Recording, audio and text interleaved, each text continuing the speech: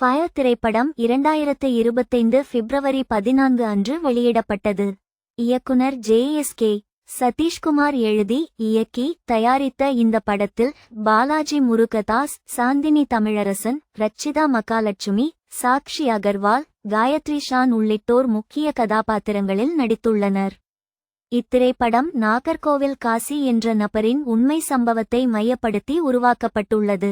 படத்தின் கதையில் பிசியோதெரபி மருத்துவராக இருக்கும் பாலாஜி முருகதாஸ் பல பெண்களை தனது காதல் வலையில் விழ வைத்து அவர்களை சீரழித்து பணம் பறிப்பதை காட்டுகிறது. பாதிக்கப்பட்ட பெண்களாக ரச்சிதா மகாலட்சுமி, சாந்தினி தமிழரசன், சாக்ஷி அகர்வால், காயத்ரி ஷான் ஆகியோர் நடித்துள்ளனர்.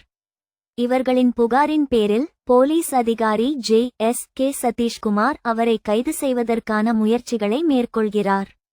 படத்தின் சிறப்பம்சமாக பாலாஜி முருகதாஸ் தனது வசீகர தோற்றத்தால் நெகட்டிவ் கதாபாத்திரத்தில் சிறந்து விளங்கியுள்ளார். பாதிக்கப்பட்ட பெண்களாக நடித்த நடிகைகளும் தங்களின் திறமையான நடிப்பால் கவனத்தை ஈர்த்துள்ளனர். இயக்குனர் சமூக அக்கறையுடன் ஒரு முக்கியமான செய்தியை மக்களிடம் கொண்டு சேர்த்துள்ளார். டி.கே.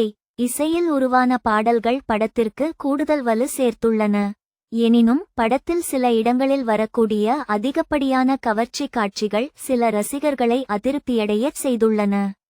மேலும் போலீஸ் அதிகாரியாக நடித்துள்ள ஜே.எஸ்.கே. சதீஷ்குமார் அவர்களின் தோற்றம் மற்றும் நடிப்பு பற்றிய விமர்சனங்களும் எழுந்துள்ளன.